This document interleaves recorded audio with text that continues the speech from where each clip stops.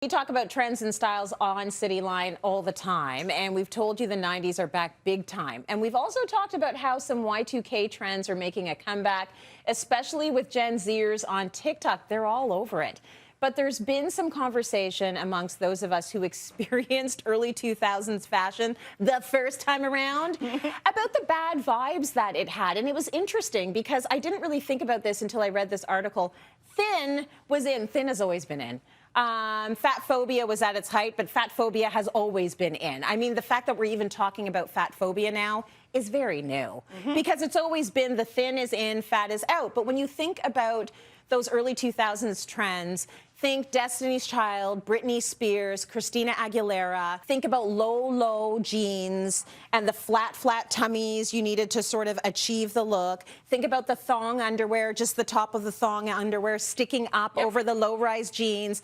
The little cheap tops that had like a little blick in the middle, and that was all that was covering it.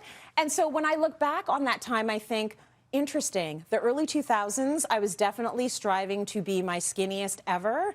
I never thought it was about the fashion, though. For me, it was about having a career in journalism. I felt like, okay, if I'm going to fit into this mold, I'm already Black and I'm already a woman. So one thing I'm not going to do is give them an opportunity to say, no, you're also too big.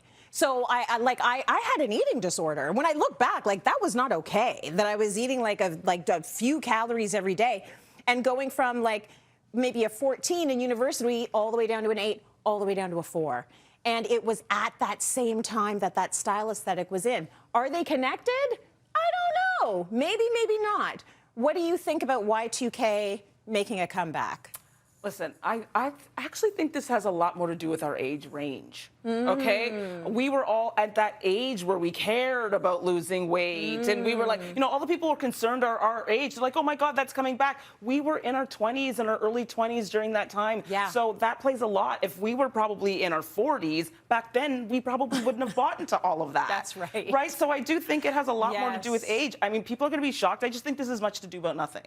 You do? I do. Yeah. I do, because for me, I know for me being in this body, all the eras were fatphobia. Like, this is, to me, like, I agree, yes, the low risers and all of that stuff and the thongs hanging out. I get it. Like, you definitely had to have a thin body, but you had to have a thin body in every era. Y2K is getting a bad rap. Yeah. Really, I think it's more about the age we were at that time. Right. If you probably talk to people who were in their 40s and 50s, during that time, they didn't buy into all of that because they were in a different place at that time. Yeah, they're like, I'm not trying to fit into teeny tiny low risers with a flat stomach at 51. That wasn't a concern for them. That wasn't what they were trying to do.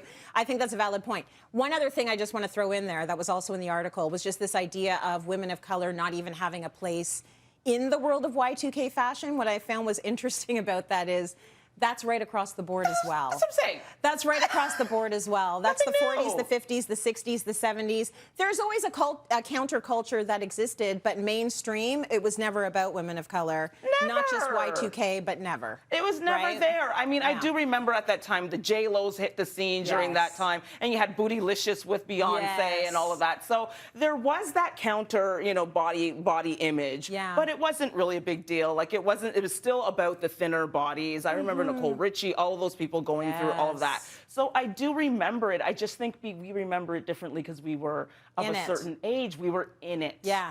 My ideas have always been very logical. It's not that I think I don't look good at a 14 or 16, but I know that society doesn't accept it. Correct. That's what it's about. I can separate the two very easily. Right. It's like, I don't need to be that size. You were like I'm like, I want to be a journalist, so I need to fit this box. So really good points, though, T, as per usual. Thank you for that. Really good. Let's not mash up Y2K. It's a problem across the board.